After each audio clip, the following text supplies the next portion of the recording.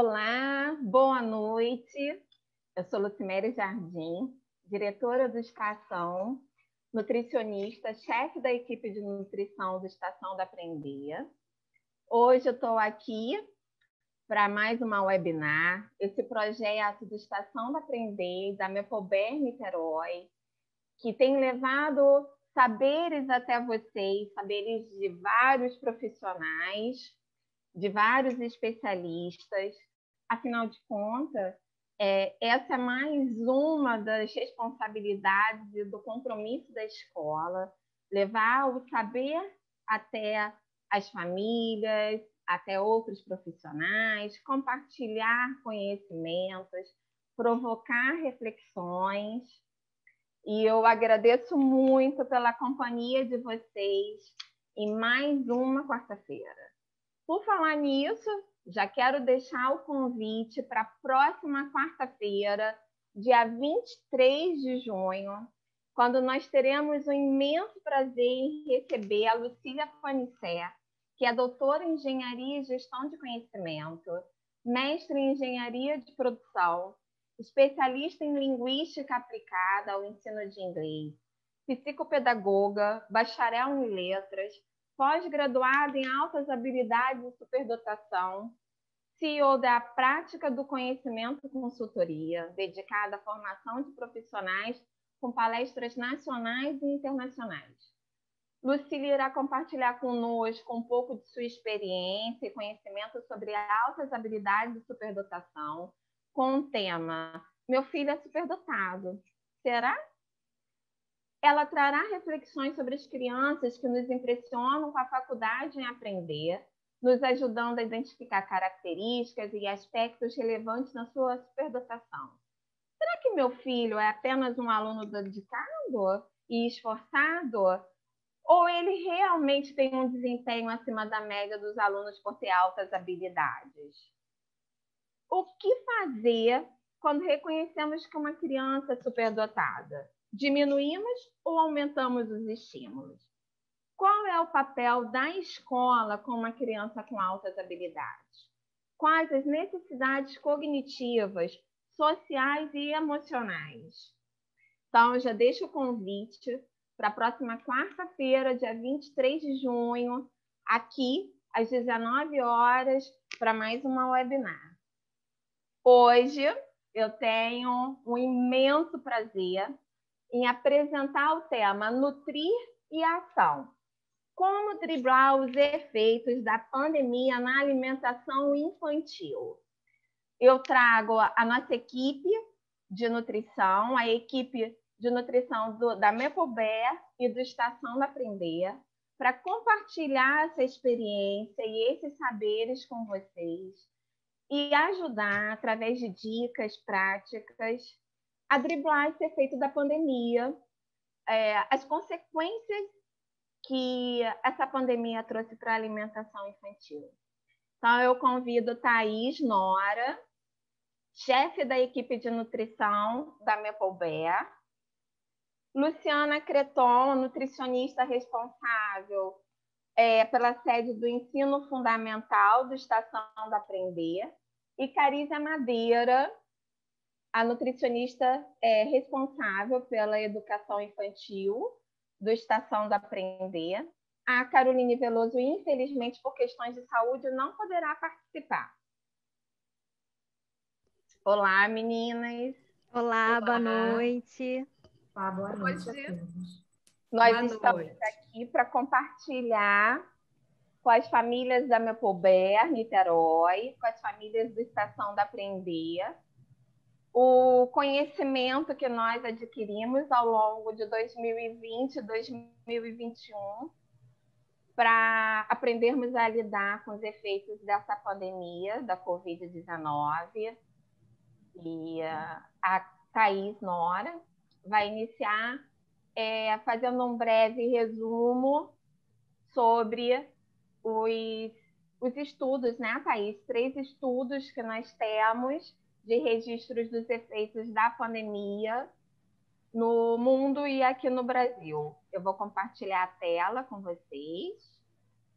Primeiramente, boa noite Lucimere, Luciana, Carísia, a todos também que estão aqui nos escutando, nos acompanhando. Eu vou começar falando um pouquinho, como a Lucimere bem falou, sobre esses efeitos, né, da pandemia na população infantil pelo mundo e no Brasil. É um fato de que a pandemia teve um efeito, né, nessa população, nas crianças, e a gente precisa entender um pouquinho o que está acontecendo, né? Tudo muito novo. Também nós temos poucos estudos ainda na área, mas estudos que mostram resultados assim muito pertinentes, muito importantes, e para que a gente possa refletir também e acalmar, né, nosso coração. Acho que a nossa mente tem muitos pais e se sentindo culpados nesse momento, né? Nutricionistas também. E a gente precisa refletir sobre isso e, de fato, ter ações práticas, né? Por isso mesmo que a gente pensou nesse tema de nutrir e ação. Então, a gente precisa realmente colocar em prática algumas medidas para poder prevenir e minimizar esses efeitos. Eu vou começar falando um pouquinho desse primeiro estudo, que foi uma revisão bibliográfica de todos os estudos que já saíram pelo mundo sobre os impactos, né, biopsicossociais na população infantil. Então, ele traz essa revisão de 15 artigos, então vocês podem perceber que é tudo muito novo, tudo muito recente, onde ele chama muito atenção para que 40% desses artigos relataram, né, emoções negativas nesse público infantil. Então, devido a todas essas medidas e estratégias, né, que o mundo inteiro adotou devido à pandemia, então medidas de isolamento, né, as pessoas ficaram mais em casa, as crianças perderam esse convívio, não frequentaram a escola, ficaram expostas a mais tempo, né, nas telas. Então, muitos estudos relataram isso, essas emoções negativas, principalmente num público que muitas vezes não consegue se expressar assim como nós, adultos.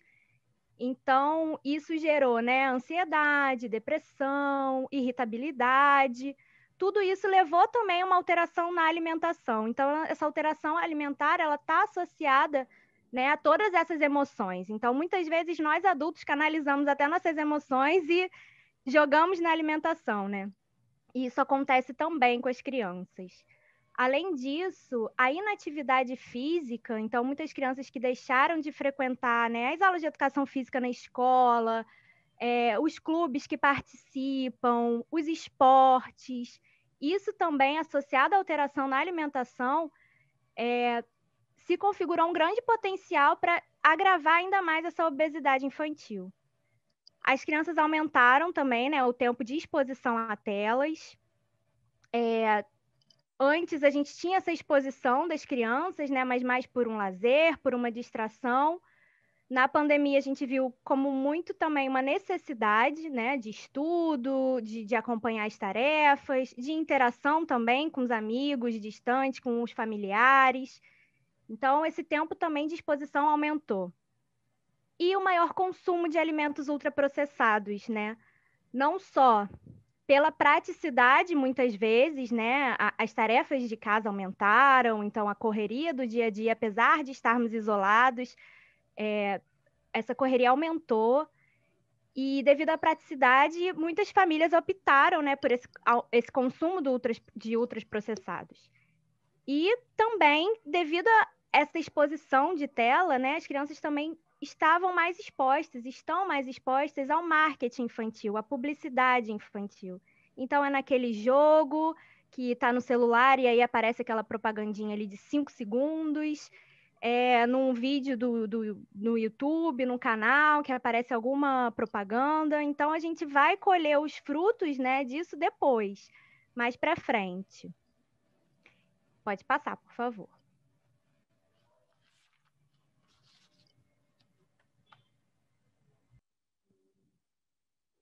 Isso.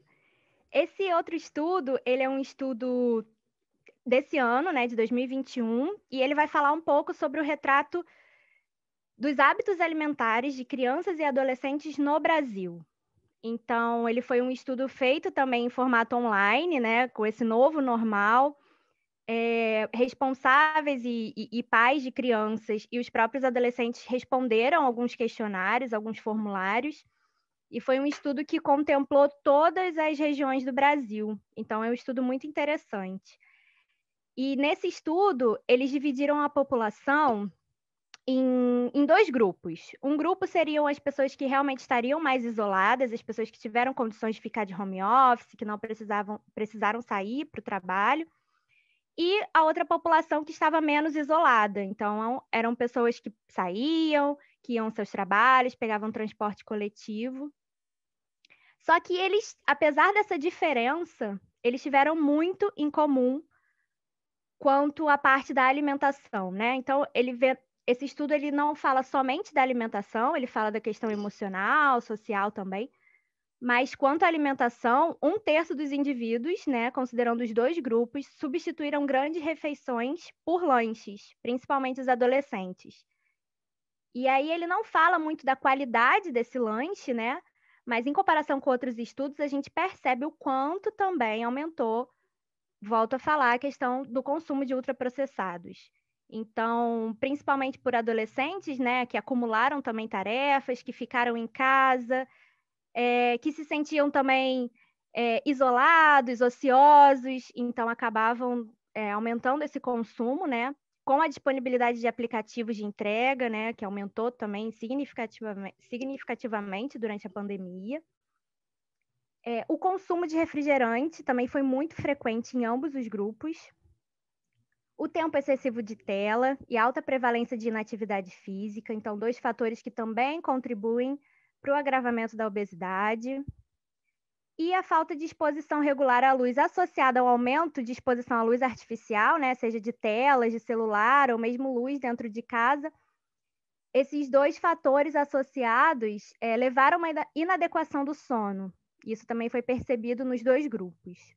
Esse outro estudo, ele fala também sobre o Brasil, e ele coletou os dados, né, no SUS, do Sistema Único de Saúde, de todos os diagnósticos de obesidade infantil desde 2016 até 2020, agora atualmente. E é interessante notar, né, nesse gráfico, o quanto vinha diminuindo, né, aos poucos ali, esses diagnósticos em todas as idades, praticamente. Mas de 2019 a 2020, a gente teve um salto muito grande, um aumento do número de diagnósticos de obesidade infantil durante a pandemia. Esses diagnósticos eles já estavam sendo agravados assim, nesse período por conta da modernidade, enfim, muitas pessoas, né, esse público, né, muitas vezes ficava mais dentro de casa, exposto à tela, não fazendo atividades ao ar livre, mas com a pandemia foi notável esse agravamento. E pode passar, por favor? Pode passar. Isso. Mas, assim, a gente precisa também avaliar a nossa prática, né? O dia a dia. A gente tem, na teoria, estudos que vão embasar e que talvez vão nos preparar para um cenário que nós vamos encontrar, né? Porque nós também, nutricionistas, estávamos em casa, de home office, propondo atividades, né? Propondo interação, mas muito também, assim, sem saber o cenário que nós iríamos encontrar depois disso. E a gente trouxe, então, um relato, né? Do que a gente vem observando e acompanhando nas escolas, né? Como que está sendo essa repercussão da pandemia nesse nosso ambiente?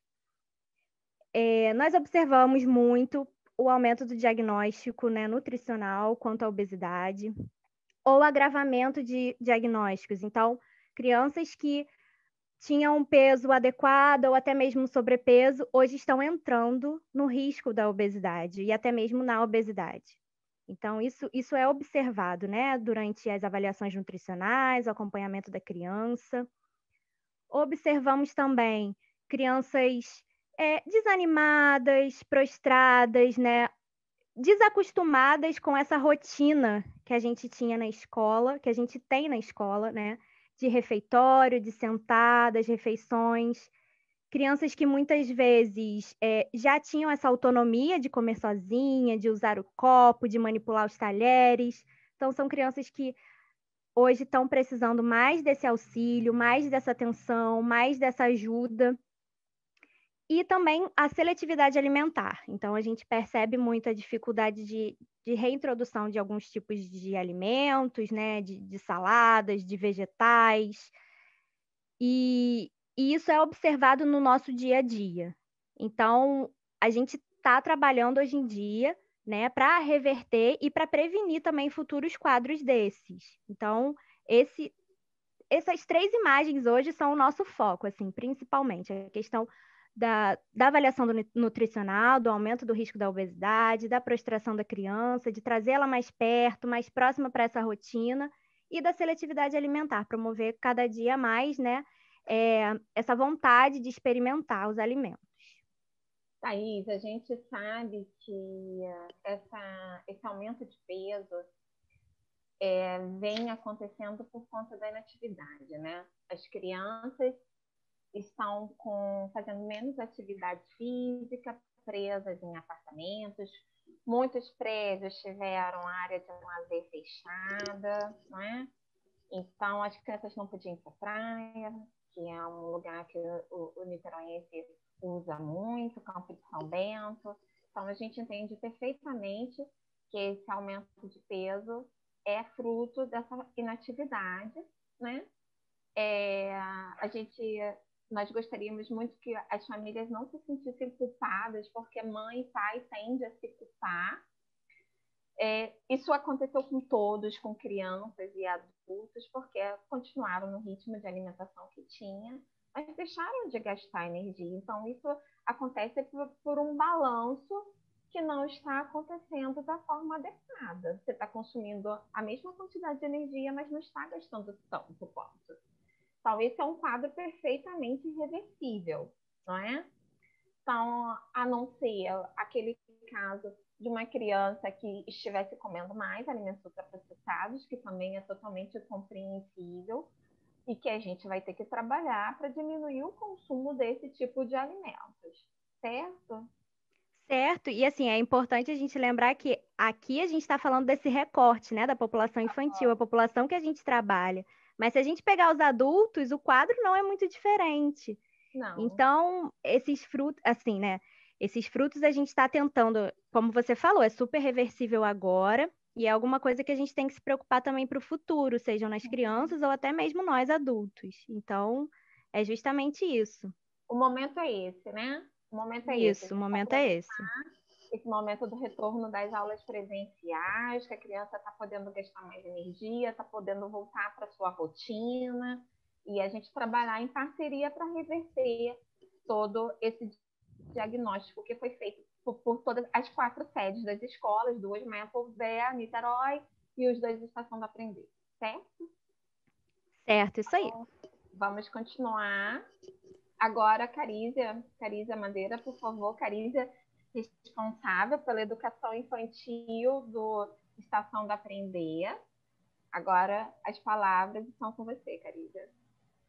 Boa noite, é um prazer estar aqui com vocês e com as minhas companheiras de trabalho, que se tornaram amigas. Então, é um prazer compartilhar tudo aquilo que a gente vivencia e aprende, né? Então, vamos lá. Deixa eu continuar aqui passando o slide, porque ele travou. Tá. Vamos ver o que aconteceu. Foi. Então, a pergunta é: quem disse que educar é fácil? Não é fácil, mas é preciso. É um caminho árduo e que requer de nós algumas atitudes para a gente manter uma rotina saudável, segura para os nossos pequenos. E para isso a gente precisa de firmeza, a gente precisa ser firme, né, nas nossas posturas. E eu tenho certeza que muitos aqui vão concordar quantas vezes a gente tem que repetir sempre as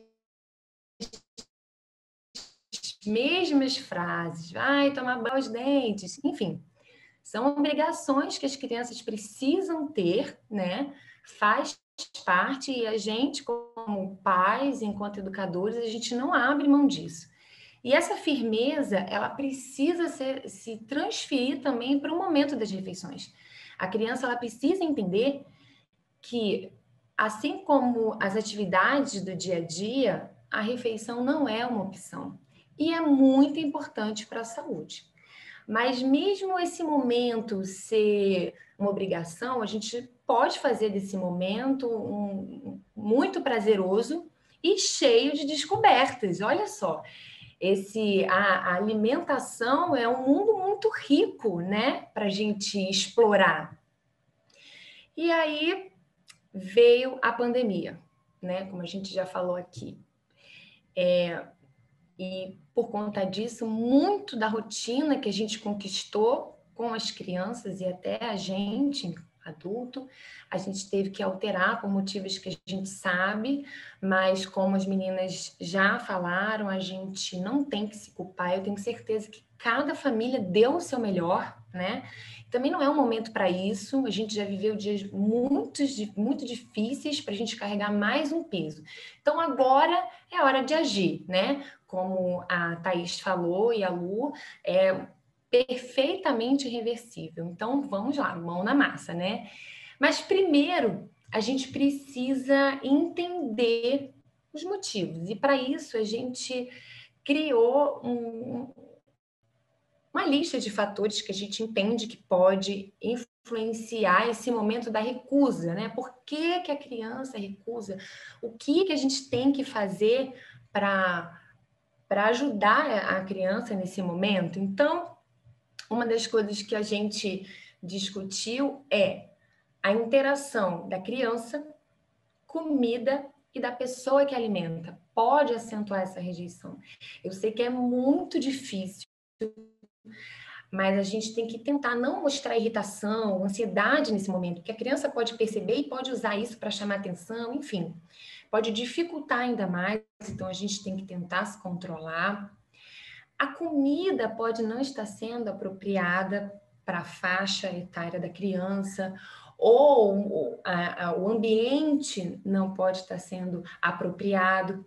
Pode acontecer também da criança, né, ser muito sensível ou até mesmo ter alguma dificuldade sensorial, né? A gente tem que avaliar isso.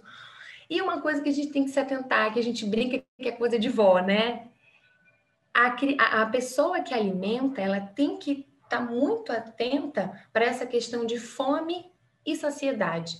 Não é toda criança que vai bater aquele prato, né? Isso é bem coisa de vó, como eu disse, gosta de ver aquele pratão cheio. Não é toda criança que vai conseguir. Tem criança que come uma variedade muito boa, muito rica, porém em uma quantidade menor. E isso é completamente normal, compreensível, cada criança é uma criança. Então, depois que a gente faz uma análise, é hora da gente traçar, né, estratégias e ser consistentes nessa estratégia. É uma coisa que tem que ser hábito. Então, a gente separou também algumas dicas aqui para auxiliar vocês. Primeiro, oferecer o mesmo alimento várias vezes e de diversas formas. E uma coisa que a gente diz muito, que a gente acha que é super válido, até mesmo pelas nossas aulas de culinária, a gente percebe um retorno muito bacana, é levar sempre que possível a criança para a cozinha, para ela ajudar nas preparações mais simples, como um bolo, por exemplo.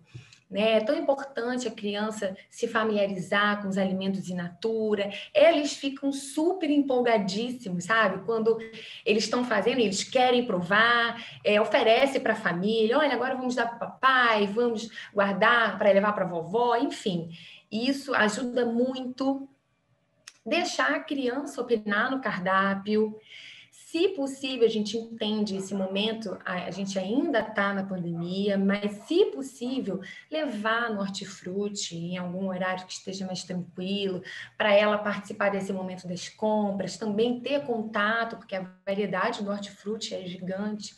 Então, é muito importante. O colorido é muito bonito. Quando nós tivemos a oportunidade, a gente levava as crianças ao hortifruti, né? E fazia um piquenique, mostrava os alimentos, é muito importante isso. Então, se for possível, façam isso. E uma coisa que é uma uma pergunta e uma questão que os pais levam muito para a gente. Mas ele sempre comeu um determinado alimento e, de repente, não quer mais. Um exemplo, cenoura. Sempre comeu cenoura e hoje não quer mais. Gente, aí começa a chorar, empurrar o prato. Primeiro, a gente não tem que aceitar esse comportamento de empurrar, chorar, porque ele vai usar isso para outras vezes. E outra, a gente pode negociar, a gente faz isso na escola. Olha, você sempre gostou de cenoura? A gente pode fazer o seguinte, a gente diminui a quantidade, tá bom? E aí você come, mas se você tirar do prato de vez e não oferecer, pode ter certeza, vai ser mais difícil de introduzir. Então a gente usa isso na escola e eles entendem. Às vezes eles estão fazendo isso só para testar. Acontece, né, meninas? Esse é o papel da criança, testar a gente o tempo inteiro. A gente não pode esquecer disso. Enfim, e além de sermos constantes, uma coisa que a gente não pode esquecer, nós precisamos ser exemplos. Exemplo, nós como pais, nós somos exemplo, o primeiro em tudo da criança. E isso vai levar também, vai refletir na alimentação. A gente sabe que a rotina da família às vezes é bem dinâmica e esse momento de sentar à mesa, todo mundo comer junto, pode ser um pouco difícil, mas aproveita uma folga, um final de semana, separa um dia, a criança vai entender, vai guardar, olha, final de semana é o dia da gente comer, de todo mundo sentar à mesa e participar e conversar. Tenta separar, vai ser muito importante e eles vão lembrar disso depois na vida adulta, vai ser muito bacana. E a gente sabe que nós, enquanto escola, nós temos um aliado, né, meninas? Que é o coletivo. É o nosso aliado. E também a nossa alimentação padrão, todo mundo comendo a mesma coisa, isso facilita muito? Sim, facilita, mas ainda não é a solução. A gente, ao longo desse tempo, a gente foi testando estratégias e que deu muito certo, e a gente brinca que funciona como lema no refeitório. E o que a gente faz, né? Primeiro lema, não recusar antes de provar. Antes de dizer que não gosta, prova um pouquinho. A quantidade agora é o menos importante. O mais importante agora é a gente fazer com que a criança se acostume com a textura, com o gosto, a quantidade vem depois. E aí eles aceitam. Outra coisa também que funciona mais no infantil, porque a gente tem essa ferramenta do lúdico, né? Que é a nossa famosa mágica. Quem aí, o pai que está vendo a gente, já ouviu falar, faz a mágica? Então, nada mais é do que pegar um alimento, né, e picar, enfim, ou amassar, e misturar em alguma preparação, ou no feijão, não a comida toda. E aí eles comem, mas assim, um detalhe muito importante, eles sabem que está ali, não está escondido, eles não estão comendo sem ver. Não, é tanto que eles pedem a mágica, ou então a gente oferece. Então vamos fazer o seguinte, vamos amassar, vamos misturar e fazer a mágica. E assim funciona muito bem. Outra coisa fundamental é a apresentação desse prato. O prato é bem colorido, nada misturado, isso também é muito importante. É um atrativo, né? Ninguém gosta de comer um prato, comida toda misturada. E uma outra coisa, a gente também não deixa que a criança misture tudo, porque se ela não gostar de um determinado alimento, a gente não vai ter como separar depois. Então, são algumas estratégias que a gente usa e que cabe perfeitamente em casa, né? Inclusive, a gente precisa dessa parceria, né? A gente conta o que funciona e vocês contam como funciona em casa e junto a gente consegue auxiliar a criança em alguma questão que ela tenha. E é muito importante essa parceria, né? Porque, afinal de contas, nós temos os mesmos objetivos. A gente preza pela saúde da criança, a gente quer que ela tenha o máximo possível de uma alimentação saudável, a gente quer educar. Então, para auxiliar nessa parceria, né, a gente entende que o planejamento e a prática são essenciais para uma alimentação saudável e a gente quer ajudar vocês, dar algumas dicas. Então, A primeira coisa que a gente precisa fazer é planejar o cardápio semanal. Pode até parecer assim, cardápio, e aí vem uma coisa rebuscada. Não, simples. Quem quiser, a gente tem um cardápio, né, da escola, vocês vão ver que são comidas simples, nada de muito mistério, comidas que as crianças gostam e aceitam. Pode até copiar, né, Cariza? Pode A pessoa copiar. pode ter um trabalho de fazer, ela pode simplesmente pegar lá o nosso cardápio da semana. Exatamente. Cardápio. Pronto, Isso. tudo tão fácil de fazer.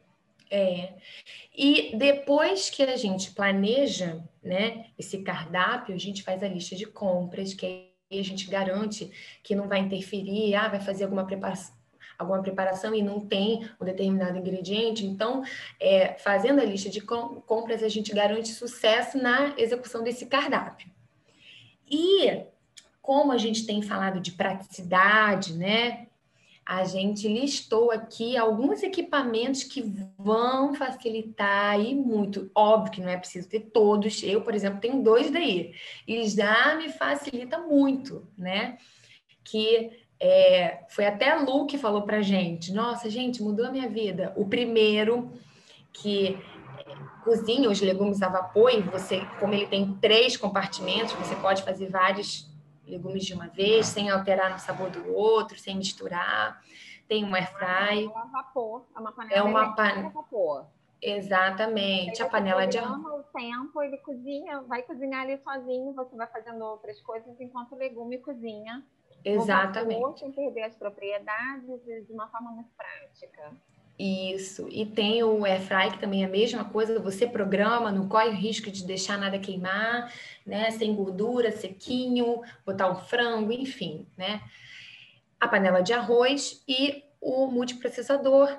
Você pode colocar os temperos ali, coisa que a gente faz na escola, né? Alho, cebola, os temperos naturais, e deixa por uma semana na geladeira e vai utilizando sempre que necessário.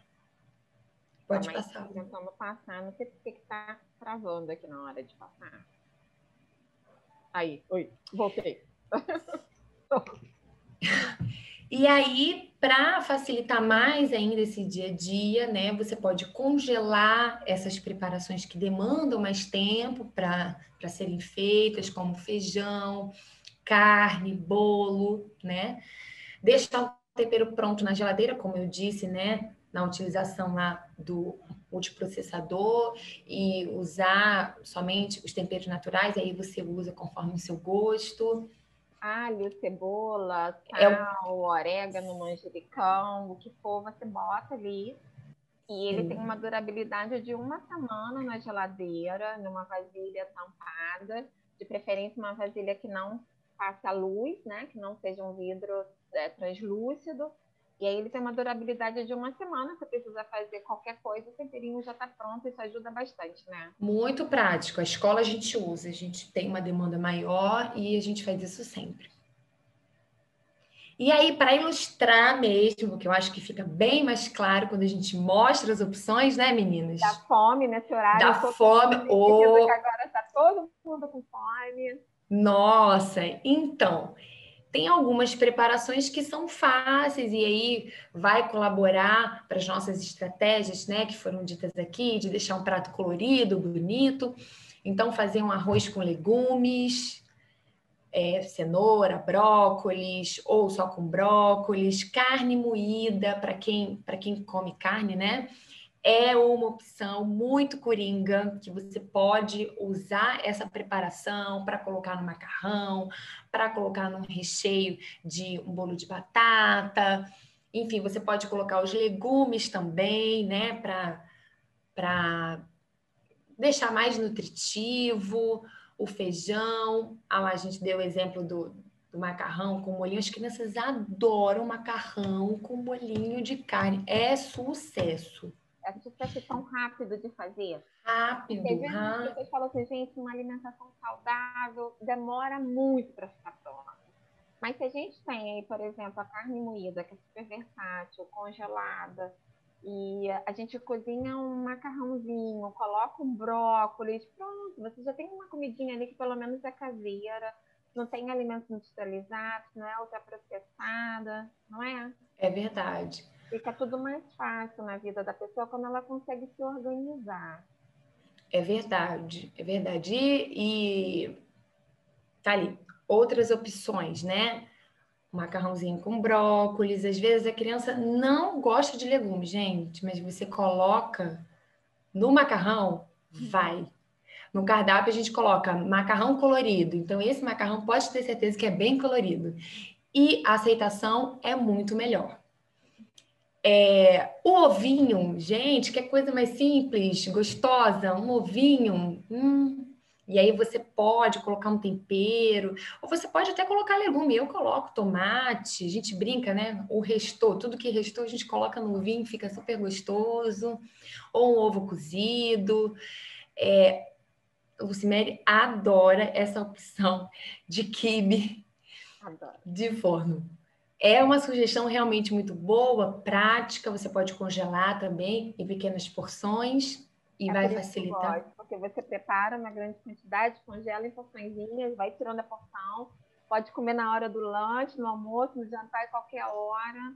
Para quem é vegetariano, pode fazer com proteína de soja, pode fazer com abóbora, pode fazer com outra coisa. Então, eu acho coringa mesmo o quibe. Eu gosto dessa praticidade. Isso. E a salada. Quando a gente fala em salada, também pode ser uma coisa rápida, simples. Tomate. Uma cenourinha ralada. Uma cenoura rápido. É uma coisa que... Cenoura, chuchu... Tem legumes que cozinham mais rápido a vapor e você pode, né, lançar a mão deles. E esse frango, gente? Não é? Franguinho. Você inteiro, assim, assadinho.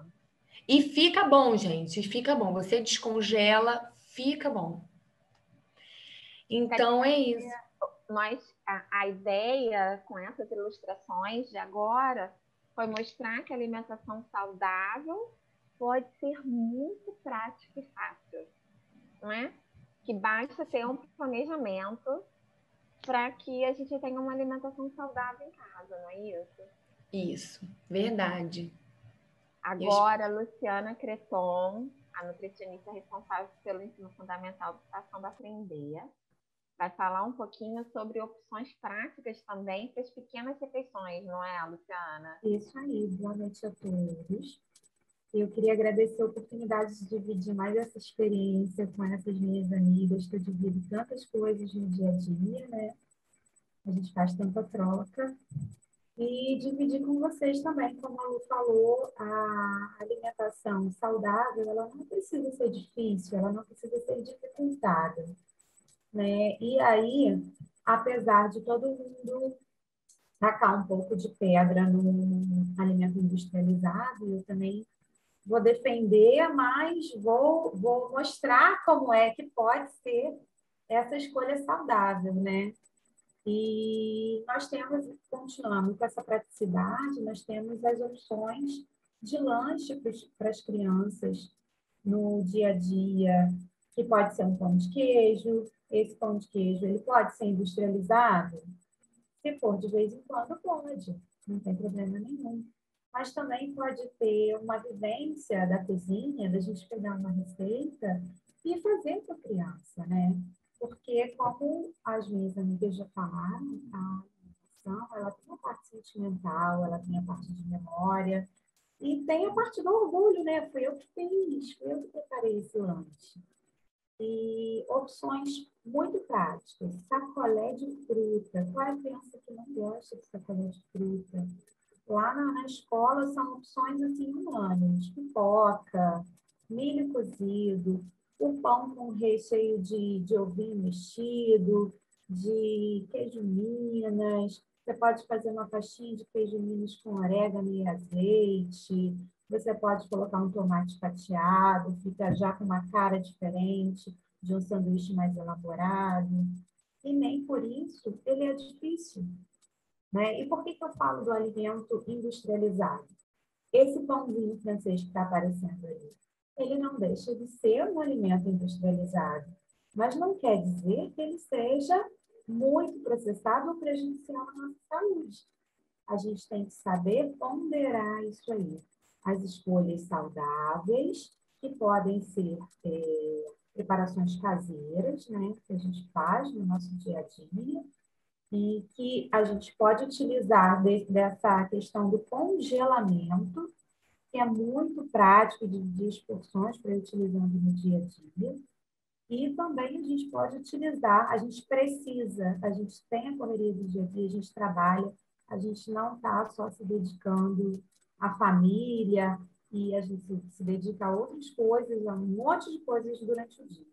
Então, a gente precisa dessas opções práticas, mas que também podem ser saudáveis. A panqueca de banana com aveia, que é também uma opção super saudável que você pode fazer numa receita só, você pode fazer muitas panquecas e congelar para ir usando ao longo do mês, congelar em porções pequenas, adicionar mel, adicionar cacau, e vou mudando a cara dessa panqueca e vou fazendo um lanche saudável, nutritivo, né? E que faz bem à saúde, pouco calórico, principalmente. A E gente é uma precisa... opção ótima para as crianças menores de 2 anos que não podem açúcar. Isso aí. Porque ela não leva açúcar.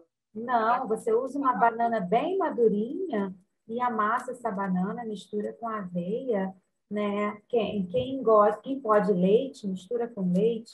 Quem não pode leite, se você fizer só com ovo mexido, também ela dá certo. Nós temos várias opções para fazer essa panqueca de banana. Tem o bolo de aveia, que pode ser com banana, pode ser com maçã, né? Temos pizza de pão árabe. A Carisa falou que temos um coringa, que é a carne moída, né? A carne moída se encaixa aqui também como um hambúrguer caseiro. A gente tempera a carne moída bem temperadinha, faz formato de hambúrguer, faz grelhadinho, né? E pronto, tá ali o nosso hambúrguer, que a gente pode acrescentar um alface, um tomate, e tá um lanche com uma cara diferente, né? Uma opção super prática e saudável, que não é aquele hambúrguer cheio de gordura que a gente pode encontrar por aí, sódio. Outra opção, sorvete de fruta caseiro. E é cremoso, sim, fica gostoso, mas nós fazemos na escola, né? Muitas dessas opções a gente tem a experiência não só de falar, tem a vivência de fazer com as crianças e ver que dá certo. Nós podemos usar como base a banana bem madura, congelada, ou o abacate. O abacate também é um coringa, porque ele pode ser usado para o doce e para o salgado. A gente pode usar para a cremosidade de um sorvete, mas eu posso usar uma cremosidade também, tipo uma maionese caseira, se eu temperar com um picadinho de sal, azeite, cebola, e fazer uma pastinha para passar num pão, num sanduíche, num biscoito, né? E voltando aqui para o sorvete, nós ainda temos outras opções, usando essa base de banana congelada, misturando com fruta, com iogurte natural, várias opções aqui que com certeza as crianças vão gostar. E você pode pensar, nossa, nunca pensei nisso, né? Meu filho gosta de iogurte, mas eu nunca experimentei fazer um sorvete e misturar com a banana, colocar um pouquinho de cacau. E aí são lanches que são reduzidos em gorduras, são reduzidos em açúcar e que fazem bem para as crianças, né? São bem saborosas. Aproveitando que você está falando sobre lanche, nós temos aqui perguntas relacionadas, pergunta da Daniele Alves, relacionada ao lanche. Ela está perguntando se nós... Boa noite, Daniele, desculpa, boa noite. Ela está perguntando se nós oferecemos pipoca para todas as idades. Daniele, nós temos a opção de fazer pipoca de sagu para as crianças menores, que são as crianças que correm o risco de engasgo, tá? E para as crianças maiores, pipoca de milho mesmo. Isso aí. Também a Daniele está perguntando como fazer para congelar bolos. Se você quiser o bolo inteiro, se você for consumir na hora do descongelamento um bolo inteiro, você pode embalar o bolo todo naquele filme PVC, naquele plástico de cozinha. Você pode embalar ele todo, tirando o ar e congelar. E depois você tira ele, deixa ele descongelando na geladeira e coloca no forno para crescer. Pronto, fica igualzinho o bolo fresco. Ou você pode congelar já nas porções. Então, se você vai servir pequenos pedaços, se é assim para o lanche, eu quero ter por um lanchinho, ou para a criança que leva lanche para a escola, por exemplo, para colocar na merendeira. Então, vocês podem congelar em porções pequenas nesse próprio plástico de uso culinário e descongelar a porção na hora que você for comer, tá? Isso aí. Aquele saco de alimentos também serve. Também... Oi, Luciana, desculpa. Aquele saco que a gente usa para guardar alimentos na geladeira também pode ser também serve, né? Desde que tire todo o ar para ficar com a mesma qualidade. Fernanda Pintas, nossa diretora aqui do Estação e da Mepobé, tá? Fez uma colocação, falou verdade, as crianças estão retornando à escola com atraso no desenvolvimento e perda da autonomia. Realmente, Fernanda, é uma consequência, né, desse momento de isolamento, a gente entende, e agora vamos trabalhar para reverter essa situação. Isso aí. Nós temos mais uma pergunta da Leteia, vou aproveitar e já vou fazer. A Leteia diz, boa noite a todas, minhas filhas estudam na Mepobé Icaraí e eu percebo bastante agora a seleção alimentar. Vocês pensam em criar mais oportunidades em pequenos eventos voltados para a nutrição, criando contato com os alimentos, como feira, mercado, cozinhar, por exemplo? Thaís, como é Mepobé Icaraí, você prefere responder? Oi, posso responder sim. Nós estamos retomando as atividades, né, assim, com todos os cuidados, né, agora devido à pandemia. Como nós já falamos, a Lu também falou, é normal que essa seleção esteja acontecendo agora, então a gente também não pode colocar toda essa pressão e talvez uma expectativa muito grande na criança, né? Mas é devido a todo o contexto que nós estamos vivendo, mas estamos sim buscando dentro da escola e dentro de todas as determinações, né, da OMS, de prevenção também da contaminação do vírus, continuar fazendo sim as nossas oficinas culinárias, continuar fazendo sim os nossos projetos, para que isso seja também uma estratégia, uma ferramenta para estimular, né, a alimentação saudável e, de novo, as crianças experimentarem. As oficinas culinárias estão acontecendo, né, Thaís? Já tivemos as oficinas para fazermos presente do Dia das Mães, tivemos oficinas de aproveitamento integral dos alimentos, estamos fazendo algumas oficinas com cuidado para usar a mesa com a barreira física, com as divisórias, mantendo o distanciamento, tudo que for possível dentro do protocolo, nós irmos retornando a fazer com as crianças, agora nós faremos. Feira, tem algumas coisas que... Feira, por exemplo, eu acho que nesse momento a gente fica impossibilitada por conta do contato com o alimento, porque aí vai perder um pouquinho o propósito, porque a criança não vai poder tocar. A feira é muito importante por conta do toque, do cheiro, e nesse momento a gente não vai poder fazer isso. Então a gente vai precisar esperar um pouquinho, ou a gente vai encontrando formas estratégias, que a gente já encontrou soluções para muitas coisas que nós não pensávamos encontrar, Sim. não é? A gente vai aprendendo no dia a dia também. Pois é, né? Nós imaginávamos que não iríamos conseguir fazer o tanto que a gente já fez, e a gente está conseguindo encontrar essas soluções. Então, Aletheia, provavelmente em breve retornaremos a esse mercado, ainda não podemos. O que a gente está podendo fazer nesse momento, a gente está fazendo contar histórias, levar uma cesta de frutas e legumes, a nossa tradicional cesta da Dona Maricota. Maricota, o sanduíche da Maricota. Não é? A sopa, a geleia, então isso está sendo possível fazer. Então, o que a gente consegue, a gente já está fazendo. A feira, eu acho que a gente ainda vai demorar um pouquinho, o mercado também, mas aos poucos as coisas estão encontrando, né, se encaixando, aí a gente está conseguindo voltar a trabalhar dessa forma com as crianças. Então, muito obrigada a todas as perguntas. Por favor, continuem fazendo, ao final a gente vai responder, né, a vocês. E agora vamos continuar. Eu vou voltar aqui falando das opções, como eu estava falando da praticidade, e aí eu vou falar um pouquinho do alimento industrializado, né? que a gente precisa saber como escolher esses alimentos industrializados. Como é que eu faço essa escolha?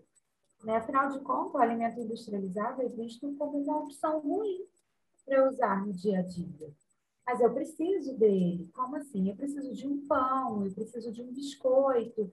E aí eu vou para a referência que a gente tem de orientação, que é o Guia Alimentar, né? A nossa referência de orientação para alimentação saudável, e que ele nos manda escolher, nos orienta a escolher os alimentos in natura, né?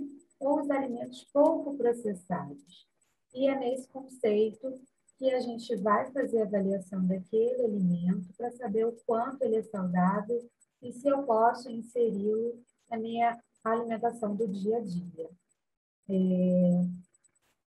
Esses alimentos, vez ou outra, a gente utiliza, né, para ajudar, como eu falei, para diversificar o cardápio, para não ficar naquela mesmice.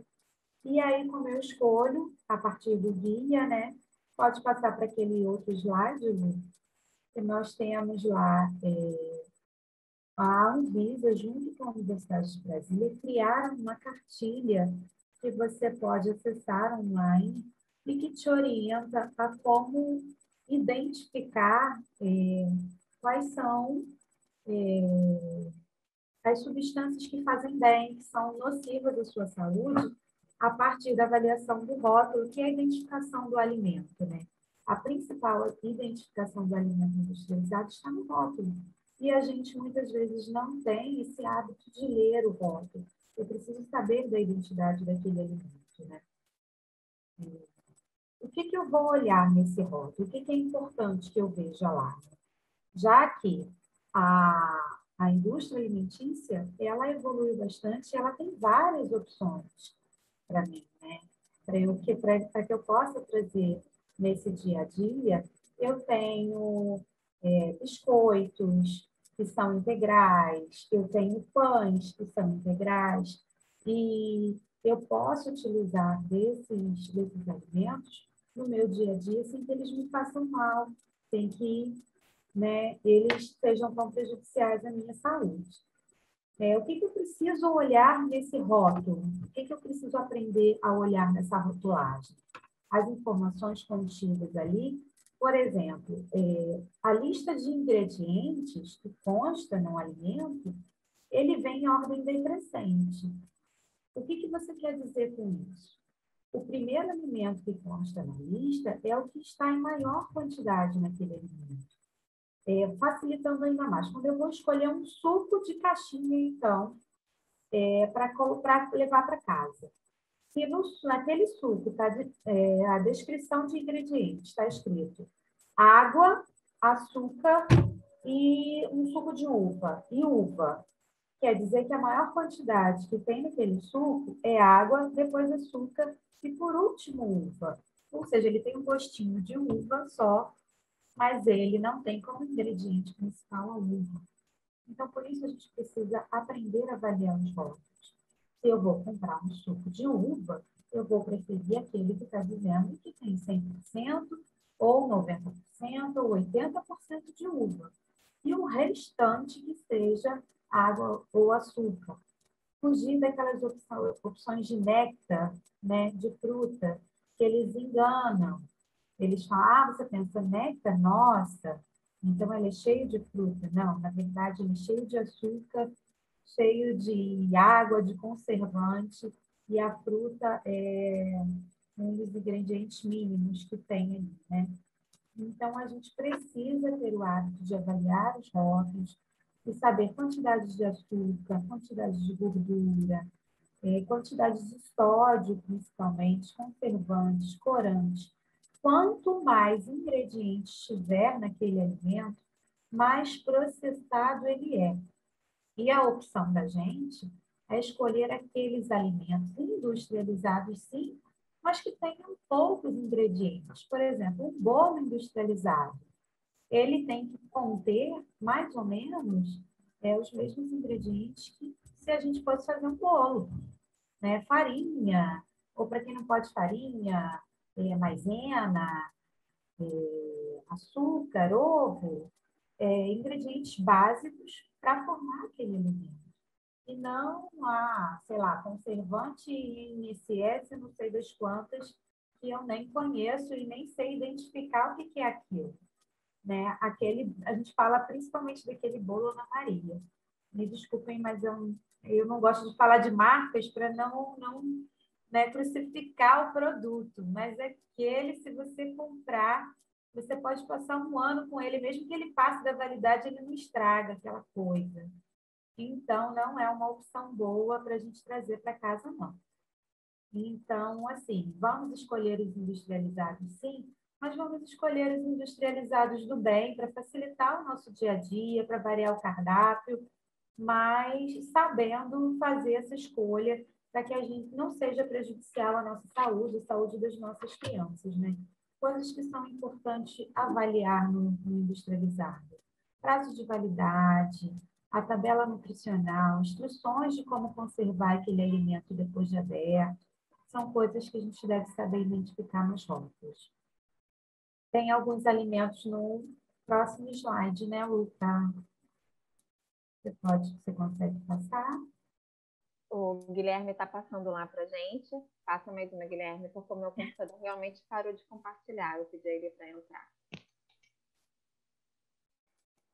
Mas, enfim, a gente tomando esses cuidados, né, a gente pode fazer uso desses alimentos para variar a alimentação, para nos ajudar, né? Porque está tudo muito corrido. Pode passar o slide, gente, por favor.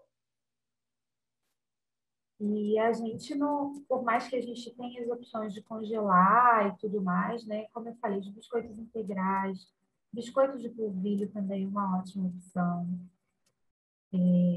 Polpa de fruta congelada é outro coringa para a gente ter. A gente pode fazer sucos mais saudáveis, com ou sem adição de açúcar.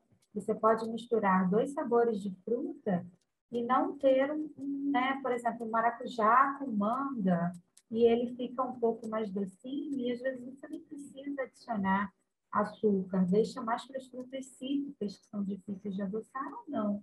Vai do paladar de cada um. Quanto mais você acostuma o seu paladar com a ausência do açúcar, né, menos você precisa dele.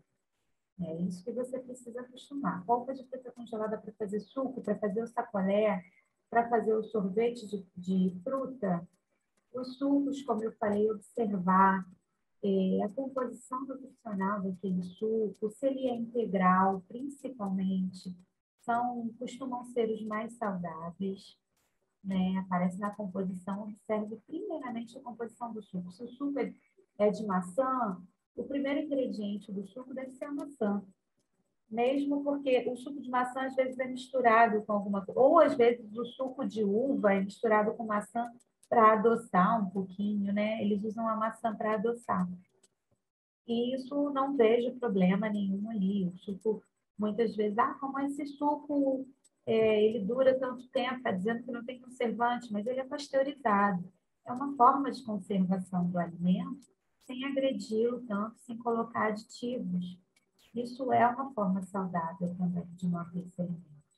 Nós temos as opções de pães integrais, iogurtes, que a gente também tem que ficar atento para a quantidade de açúcar, mas geralmente iogurtes naturais, iogurte grego, né, eles costumam ser opções saudáveis, milho de pipoca para o lanche do dia a dia, para facilitar nas saladas vegetais congelados e nas preparações.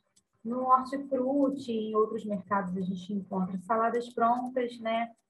Não tem opção de ficar fatiando, de ficar lavando, mas tem aquelas saladas prontas que a gente consegue já hoje em dia, né? Cereais integrais, aveia, chia, que a gente pode lançar a mão para fazer várias preparações, biscoitos até, e a granola, que a gente pode usar no lugar daquele cereal, no lugar dos sucrilhos, que tanto a gente usa, mas ele é tão cheio de açúcar, e é uma opção que a gente pode colocar com um pouquinho de mel, iogurte, e fica uma opção muito boa, né? Fica uma opção gostosa e nutritiva também para as crianças. Nós chamamos de aliados, né? Esses alimentos nós chamamos de aliados do nosso dia a dia.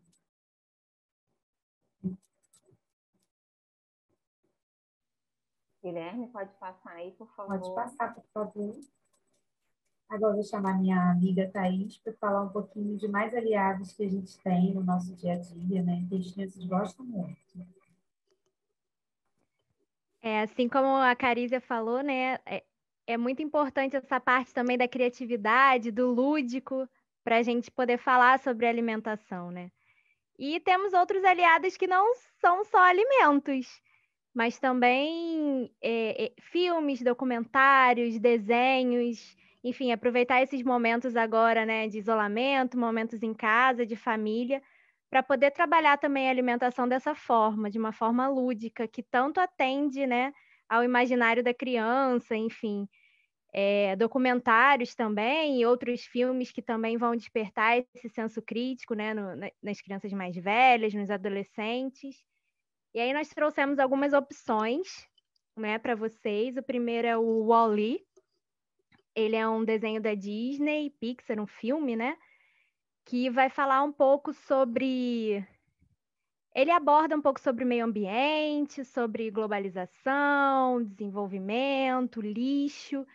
Fala sobre o planeta Terra, né? O planeta Terra, ele acaba não sendo mais habitado, então todos os habitantes do planeta vão para como se fosse um retiro, um novo planeta, um novo lugar. E esse robozinho, ele é responsável por limpar a Terra, para todas as pessoas voltarem. Só que é tanto lixo, enfim, tantas coisas, que ele acaba sobrecarregado e esse tempo dura um pouco mais. Só que nesse outro planeta que as pessoas estão, elas acabam continuando com essa vida, né, de muito consumo de ultraprocessados. Então mostra a questão do sobrepeso, né, da mudança do corpo, da exposição a telas. Então é um filme bem interessante que aborda, né, esse novo mundo que a gente pode até contrapor com a pandemia, né? Esse novo mundo que a gente espera daqui para frente. Então é bem interessante também. O Tá Chovendo Hambúrguer é um outro desenho que fala sobre um cientista que cria uma máquina onde ele consegue transformar toda a água em alimento. E aí passa a chover alimentos, né? Mas alimentos ultraprocessados, alimentos que as pessoas da cidade, né, que ele fala, normalmente gostam mais. E acaba influenciando, né, aquela pilha de alimentos, como esses alimentos vão ser consumidos, são muitos alimentos, e o que eles vão transformar no corpo, na sociedade, então também é bem interessante. Tem o Ratatouille, que ele vai falar sobre o ratinho, né, Remy, que sonha em ser chefe de cozinha, e aí acaba encontrando por meio desses bueiros, saindo aí em um restaurante, e encontra o Linguini, que é um chefe meio atrapalhado de cozinha, mas que também sonha em ser chefe. E acaba que esse ratinho, o Remy, consegue, junto com ele, né, levar uns temperos naturais, enfim. Um outro chefe quer comprar o restaurante, é um restaurante antigo, e quer transformar em uma rede de fast food. Mas o ratinho, o Remy, junto com o Linguini, querem manter essa comida mais caseira, essa comida com temperos naturais. Então é muito bonitinho que, conforme ele vai cozinhando e cheirando assim, né, vão despertando purpurinas, brilhinhos, cores diferentes. Então é mesmo aquela sensação de, nossa, que comida gostosa, que tempero, isso me remete a algum lugar, a alguém. Então é muito bonita essa parte também do filme, aborda muito bem. E esse documentário, Muito Além do Peso, enfim, que a gente sempre gosta de falar, de pontuar, de passar nas escolas, sejam para os professores, para os alunos, que vem abordar muito a questão do para além do diagnóstico da obesidade, né? Tudo que envolve esse diagnóstico, por que a gente tem essa questão hoje no Brasil, enfim, no mundo, aborda sobre os alimentos, sobre a composição desses alimentos ultraprocessados, como a Luciana estava falando, o que às vezes a gente acha que é inofensivo, que vai passar desapercebido e que não tem problema consumir uma semana, um mês. E ele vai mostrando essa quantidade de açúcar, mostrando as ferramentas, né, que a indústria, que o marketing dessas indústrias utiliza para fazer com que a gente compre, para como que isso atinge as crianças. Então, é muito interessante esse documentário, ele traz uma visão, assim, bem ampla sobre a obesidade. Então, vale a pena, né, ver e também refletir depois sobre ele. São bem interessantes. É verdade, são aliados, né, como já diz o título, nesse trabalho de educação nutricional das crianças e adolescentes. Infelizmente, nós temos até poucos desenhos, né? Nós temos poucos desenhos e filmes que trabalham esse tema. Esse é alguns deles, mas nós deveríamos ter mais, né? Deveríamos ter mais filmes e desenhos que pudessem nos ajudar a trabalhar com as crianças e os adolescentes esse tema de educação nutricional. Eu tenho mais perguntas. Vamos lá. Vamos aqui.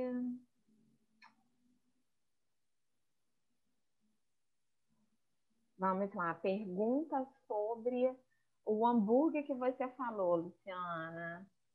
A ideia do hambúrguer caseiro, que aí pode servir para um dia especial, né, Luciana? Num dia de um lanche especial que a gente queira fazer em casa, vai receber os amigos. E aí, tem aqui uma pergunta sobre como fazer, mas esse hamburguinho aí. Olha só, nós já fizemos muito com as crianças lá e é muito simples. É carne moída temperada, com alho, com cebola, com o tempero que você preferir. Lá, geralmente, na escola, a gente põe um pouquinho de alho, um pouquinho de cebola, um pouquinho de sal. Às vezes, colocamos um pouquinho de orégano, pode não parecer, mas dá um sabor especial, né? Não precisa de nada para dar liga, né, Luciana? Porque não precisa de nada. Se você amassar a carne moída, não coloca ovo, não coloca pão. Ah, eu coloco ovo para dar liga, eu coloco pão para dar liga, eu coloco farinha para dar liga. Não. Se você quiser ainda aumentar o valor nutricional, no máximo aveia. Mas não precisa. Entendeu? Ele dá liga só de você amassar todos os temperos com a carne moída e grelhar. Vai fazer o formato, vai grelhar e vai colocar no pão. Só isso. Pode botar queijo, pode colocar tomate, alface, Isso aí. pode usar queijo branco. Pode fazer até com as crianças que montem da preferência deles. E lá na escola a gente faz isso, né? A gente dá a opção de alface, tomate, o ketchup é molho de tomate caseiro. Não tem ketchup na escola.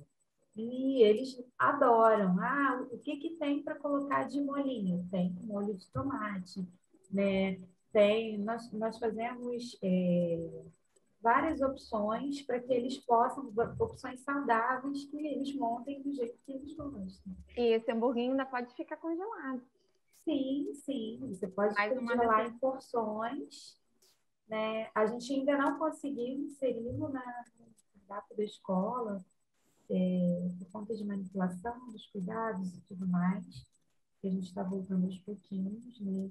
Mas é uma culinária que as crianças gostam de fazer também, mas que a gente ainda não está fazendo.